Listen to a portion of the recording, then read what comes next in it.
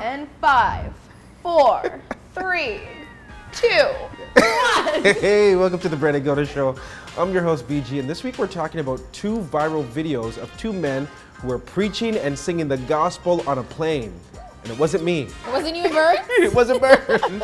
And people are divided if this is right or wrong. Then we're asking the question, if you could live anywhere other than the great country of Canada, where would you choose? Why did you say that in a British accent? I thought we were leaving the monarchy. I thought I was saying it in French. I thought I was using it in my French accent. Oh. I guess it was British. horrible. It was not a Canadian accent, and that's the problem. You want to know why? Because I had a drink of Hennessy earlier. Because we have a Hennessy conversation for y'all. This week I sat down with World Cup bound Team Canada soccer superstar Jonathan Osorio. And to wrap it all up, we also have a doing too much moment about a carjacking gone horribly wrong.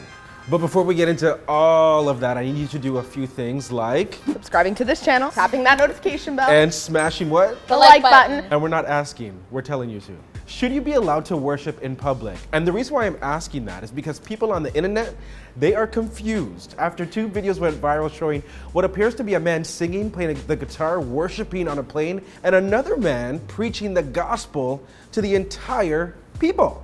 Let's take a look.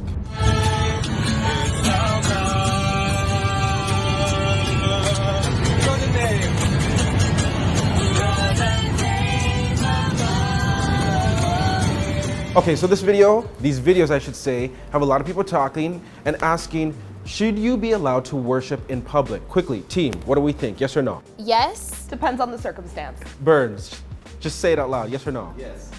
Yes! I'm also in the middle, I'm with Def with this. I'm in the middle and I'll tell you why, but let me hear why you say yes. There is a time and place for everything, and there's a way to conduct yourself in different situations. I don't think there's anything wrong with praying on a plane.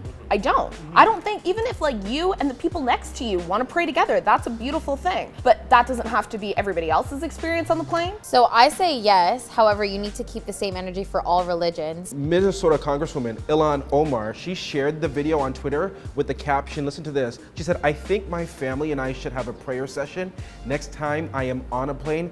How do you think it will end? Exactly. 100%. Exactly. But you know what's crazy? She got a lot of flack for tweeting that. I mean, some people received it well, other people did not receive it well. Other people who are running for Congress very vocally bashed her for saying this. But I 100% also agree with the fact that, like, yeah, I think if this was any other religion that was, you know, putting that out there in the public. Let's call it putting on a show. Put it on a show like that. Or openly showing their faith like that, literally on a plane where you can't go anywhere. Like if I'm sitting on a plane, where am I gonna go? Where am I gonna go? Exactly. Especially if I'm in the middle seat, how am I gonna get up? I'm subjected to, you know, What's going on? What's going on. And if I wasn't a believer, and I will be transparent, I am a man of faith. Amen. All I'm saying is that would Muslims have gotten the pass or gotten the permission to, you know, go into prayer and worship Allah? Maybe if it was a 30-second prayer, but to open up a guitar and now we're having fellowship and worship, praise and worship. Was that his carry-on? You know what's so interesting? When we asked people on the streets how they felt about this, hear what they had to say. You think it's okay for people to worship on the plane, you think? I don't mind that, you know, as long as they don't preach me. I think I would be very uncomfortable, and I would ask the steward, whoever was in charge, to tell him to shut that up. I mean, it's not inherently offensive, but there is a double standard that should be acknowledged. If anyone else would do that, like Muslims would do that, or I don't know, like say if we had like people that practice Santeria, for instance, right? Or like if anyone were to do that, everyone would be like up in arms and be like, what are you doing? They'd feel so scared. And So what would you have done if you were on the plane? I would just continue to put my headphones in, mind my business. I'm not gonna Mind fight your business. I'm not gonna fight with 30 Jesus lovers because I used to go to church too, so I know how Jesus freaks are, okay? Like nah. So you'd be okay sitting on the plane listening to the gospel? Yeah. Okay. Yeah, I can take it. Yeah? Yeah. So you'd be like, amen. Yeah, hi. Nice to hear. Nice to hear you. Yeah. I guess all I'm saying is allow me to sleep, drink my wine, because everybody knows I like to order a drink on a flight. I have my pillow, and I have my 2 earphones, and allow it. Let it be. In the words of Elton John, let it be. No, that was John Lennon. Beat it, John Lennon? John Lennon. Pull it back up. John Lennon. Let it be. Let it be, okay? Speaking words of wisdom. Let it be. Amen. So let us know in the comments, how do you feel about this video? And do you believe that you should be allowed to worship in public? On the other end of the spectrum, we know that you can worship freely in Canada, but is this the country you want to live in? No. Yeah, no. No. And I've not lived here before. I mean, this is a cold country. Heck, we just had some snow last week at the end of April. Like, winter jackets still needed. It's like open season from October to April. Like, when is it gonna stop snowing? And that's the thing. I mean, yes, we are starting to get warmer temperatures and it is a little bit sunnier. There's a bit more daylight, but we did get into some good conversation in the office where we did ask the very controversial question, and we are very much proud Canadians. But if you had the ability and the choice to choose to live somewhere else, would you? Yeah. So where would you live? Croatia. Croatia? Okay, no, we like the Croatians. I'd go back to England, or You go back to England? I would go back to England or to Australia. I just don't like the weather here. I think if the climate was different, I would be fine. But is it just the climate? Like, when you really think about it, Canada is kind of an expensive country to live in, specifically like where we live right now, which is Toronto, right? I feel like a lot of places are expensive. 100%, but I mean, like, it's very hard for people to climb up the ladder here if you don't have a little bit of help. Like, just think about, we talk about this all the time, like the cost of housing is extremely The expensive. standard of living is different though. It is different, but taxes are high. Like, everything is kind of high here. And this is not like a new thing. Like, Dev, we were talking about this. Like, there was an article from Yes. the Chicago Tribune. Yes, I found an article from the Chicago Tribune. How many years ago was that It was published? from 1993. It was called 20 Reasons to Hate Toronto. And what was one of the Number biggest reasons? 14 was how expensive this city is. What, and that's wild that was the same thought process so long ago. But back to your point, Kelly, I mean, Canada is such a great place to live. We have such a high quality of life, and so many people want to live here. But it's also very expensive, and honestly, that's what we heard on the streets when we asked people the same question. Is there another country in the world that you would prefer to live other than Canada? Nope. Yeah, Spain. Mexico. I love it here. I like to visit all the places. Yeah. Yeah, but not to move. Well, I actually used to live in Haifa, which is in Israel. I'm Palestinian. I think I would probably go back there just because that's where my family is. And also the beach. It's really nice there. You like the warm weather, right? Yeah, tropical and everything, yeah. Where's better than this? Quality of living, one of the highest in the universe. But it's also so high and expensive to live here. Because of the quality of living, one of the highest in the universe. It's a double whammy. You got to pay more and you get to live here. What do you love about Mexico? The weather. Who knows? When I return, I'll go there. You're gonna get out of here. Yeah, 6 months there and 6 months You're here. gonna be a snowbird. Yeah. Fly, girl, you better fly. I think Canada is a really good country, and I would say great with a small G. But I think because we continuously compare ourselves to places like the States, we look at ourselves as great with in all caps. When in reality, we have a lot of things that we gotta fix. Not saying this is not a really good country, but if we could sometimes get rid of the smugness and look at the problems and how we can actually make those better and compare ourselves not just to the States, but maybe to other countries in the world who are doing other things even better, like England in some respects. For sure. Norway is always ranked to be one of the best places to Yeah. live. Like, if we compare ourselves more to those countries, maybe we could actually be that place where everybody can succeed. Not just many people, but everybody. Let us know if you could live anywhere else in the world other than Canada, which we know is great. Let us know, where would you live? We want to hear some great answers. On that note, I'm really excited to say that we have a very special Hennessy conversation. Where's my drink of Hennessy? Kelly forgot to pour it out. It's okay. You want to know why? We drank too much. We drank too much with our guests. So this week we have a Hennessy conversation. I got to sit down with World Cup bound Team Canada superstar Jonathan Osorio! So we discussed the road to the World Cup, his expectations for the competition, and how he has made his family so proud. He literally is the definition of someone who never stops and, more importantly, never settles. Let's bring him in.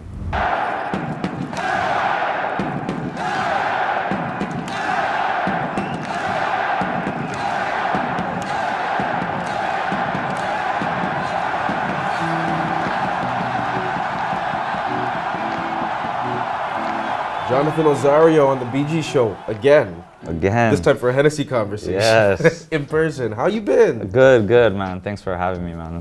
I'm excited to be back talking with you. Well, we're excited to have you. I mean, things have changed. Things have In changed. the last few months. A lot's happened. It's been amazing. Honestly, like truly blessed. Yeah, I mean, how does it feel walking around, the streets of Toronto, knowing that you're bringing this country back to the World Cup? It humbles you, really. It humbles you, and it's the world's biggest sporting event. So Yeah. it's gonna be amazing. Like when you walk into places like we're here at the Bisha, I'm sure like when you walk through the lobby, people are like, I get some of those. Like, we respect it. We respect it. Yeah. Like I feel that. And it's cool. Like it shows you like what you're doing is you're doing a good job, and you need to keep at it. Did you guys ever feel like you were the underdog team because Always. you're representing red and white? Yeah, always. You know, everybody in CONCACAF talks about Mexico and US because they are dominant in their history. They for sure have the history and are dominant. But we felt like we had the team to overcome them. And then so we started to get those results against those teams. Then, you know, by the end, actually, we were first place and everybody was chasing us. Yeah. We were undefeated for a long time, and we kind of started to now get that feeling of what it feels like to be on top, and it's a different kind of pressure. What is that pressure like for you? I personally like it, and I think our team likes it. Like we like that, and we're learning to deal with it still because it's kind of new. And at the same time now going into the World Cup, that's taken away from us again because we're the new guys at the World Cup, so we're underdogs again. So it's interesting how it works. Like football is just like it's up and down. It's crazy. Yeah. Obviously everybody was like, you know what, Canada's gonna be going to the World Cup in 2026. But knowing that you did it, you know, one cup earlier. Yeah. Did that make that moment feel even better? Oh, so special. I remember I've had some interviews. This was probably 2018. That's when the 2026 got announced that it was going to be in Toronto, and Canada, Mexico, and US. And so people would ask me like, oh, how's it going to feel playing, you know, in front of your hometown in 2026? Probably every one of my teammates and staff probably answered the same way when they got the question. We're not talking about 2026. We're not even looking to that. We want to qualify for Qatar 2022. Right. So to qualify, I think is a huge achievement, and that's what we wanted to do. So, yeah, we're super proud about that. How long have you been playing soccer? Professionally? No, not even professionally. Just like my whole life. As soon as you were a baby, you were touching the ball. Yeah, as soon as I could walk. Yeah.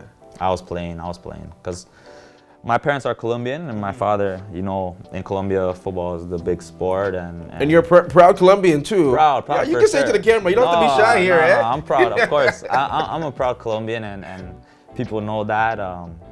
And I think that's what makes like our country so special. Like we have guys from so many different backgrounds, and I think finally what clicked was that we learned to embrace each other's backgrounds and bring it together and mesh it together. I think that was the diamond in the rough that we weren't really seeing in our team. And finally, this coach brought it out. He saw that as an advantage. That, you know, yes, we're different in our ways, but really we're all the same. What does your family say now? Yeah, they're proud. They're proud. Like I remember, you know. Are you the golden child? No, I don't like to say that. I have two brothers. Don't be so modest, my guy. Don't be modest. You're being modest. Are you the think- golden child? You have to be the golden child. I have two brothers. Yeah. I'm the golden child, I guess, in sports. Like, you know, we all have our strengths and weaknesses. You know, like my youngest brother is doing really well in school. So like, depending on what you see as the golden child. First of three boys, you brought the family's name. Yeah. Top of the top. No, like super proud, like super. Not me starting the proud. drama for the Osorio home. Now my brother's gonna mess with me like, yo, come on, man. You gotta shout me out there. Can't just take all the love. Nah. I think like, for sure, like my family is very proud of me, and I've represented our name, and honestly, like my parents are getting interviewed now, like around the city and everything. It's crazy. They liking they're it? getting love. They're getting used to it. They're getting used to it. They're getting used to it. And you represent Brampton really well too. There's a lot of Brampton representation on the team. We have like, it's crazy. We have like 7 guys coming out of Brampton alone, and that's crazy on a team. Like on a national team, like that's not normal. But like, what do you say to like the younger kids, you know, who are playing soccer in Brampton right now, looking at what you've accomplished and what so many of your teammates have accomplished? Because when I look at you guys, I look at people who have never stopped, never settled. Yeah. And you guys are keep going. You're keeping you know, you keep going. Like, what advice do you have for them? I would say to believe the biggest thing for a soccer player in Canada, you gotta believe in yourself, because nobody else does, really. And I think that's starting to change. You think because we're a hockey nation? We're still a hockey nation, and that's changing too. Look at him smiling. Honestly, because I know the hockey people is gonna be like, oh, chill, but I honestly think it's changing. Like it's gonna change really soon. Like I think there's a statistic out there that says kids are playing soccer more than they are hockey now. Well, it's so much more accessible. It's so Yes, much more affordable. exactly. And a lot of people just find it a lot more fun. Yes, exactly. Well, depending how well you guys do at the World Cup, I mean, you could have this nation drinking in the streets. Yeah, I hope climbing so. to see a tower. I hope so. I mean, like it's crazy because like this World Cup is actually in the winter. Yeah. So it's different. I don't know how that dynamic is gonna be in the city. Well, you know, like like you said, like usually people are repping like their country where they've immigrated from. Yes, exactly. So what do you have to say to people? Because you see the Italian flag, you see the Portuguese flag, you see all the Brazilian flag. What flag do you want to see now? Oh, I think I don't even have to say it. You have to say it. I think it's already happening. Like they're gonna just do it. Like people are already putting on the Canada shirt instead of their own country shirt. I know the Italians are gonna have our back because I don't mean to give this hit to them, but they're not going to the World Cups. Ooh. They're not going to the World Cup. So I know we have their backs. I think that's good for us. Yeah. Like now you can just cheer for Canada. So that's good. And also the Colombians, they're not going as either, so they can cheer for us. And neither the Jamaicans. Yeah, so we have. I'll drink to that. So we have a lot of people now that can have our back. It's all good. So, once you get there, I mean, it's clearly gonna be crazy. But like, what is your prediction? Like, what do you expect from your team? Where do you think you'll finish? Yeah, so we got drawn in a pretty hard group. We have Belgium, Croatia, and Morocco. 3 tough teams, very, very tough teams. Very tough. Very tough. Our first game is against Belgium. It's the toughest one, and I think if we can surprise them and get a result in that first game, I think we put ourselves in a pretty good position. I think we're getting out of the group. After that, the sky's the limit for us. You never know. In a knockout game, anything can happen. But I truly believe we're gonna get out of the group. Okay, I want a bit of tea from you right now. I know we're drinking Hennessy, but I want a bit of tea. Out of all the teams you face, which ones are the most obnoxious? Obnoxious? Yeah. Like when you see it, when you're on the field with them, you're like, yo, I don't like these guys. Damn. I don't like these guys. So I think out of all the teams we've played, like we just always had it, like we really wanted to beat Mexico. Yeah. I wouldn't say they're obnoxious, or maybe so, but with good reason. Like they're always the best. They're always the top team. So, but yeah, every time against Mexico, I think we always want to beat them. Because they're obnoxious. I don't want to say it, but yeah. I'll say it. Yeah. They're obnoxious. Who's the heart of the team? The heart of the team, damn. I'm gonna say our captain. Tiba Hutchinson, like that's the OG, that's the GOAT, and he's the heart. Like this guy is 38, 39 years old, and like the way he plays is unbelievable. He's an example for everybody, and also from Brampton, of course. Sorry, gunshots. Whoa. Forget. Whoa. Hold it together, beach. So yeah, he's gotta be it. He's gotta be it. What's one thing people don't know about you? One thing people wouldn't think about me is that like I have a wide range of music. Like I listen. Country? Not that wide. Okay. Not that wide. Not that wide. No. Like this. Country's not for me, personally. My thing is reggaeton. Yeah, no, reggaeton, like Bad Bunny. I went to his concert the other day. It was sick. I know, you didn't give me the invite. Oh, don't do this to me. Don't do this to me. It's all good. You can make it up to me. Listen to our guy Drake a lot. Yeah. Actually, it's crazy. During this run, one of his tracks I was listening to, it's called Closer, Closer to My Dreams. You know that track? Yeah. I think it's from Comeback Season. And it just resonated with me because we were close. So we were close to getting to Qatar. Rooting for you here. The entire city, the entire country's rooting for you. Jamaica's rooting for you. Jamaicans. Just letting you know. And we just appreciate you. If you guys win, every game that you guys win, FaceTime us. We'll go live with you. Okay. We want the celebration live. Yeah? Yeah, okay, we want the celebration live. All right, I got you. All right. Jonathan, thanks for coming on the show, my guy. I appreciate you, man. Thank you.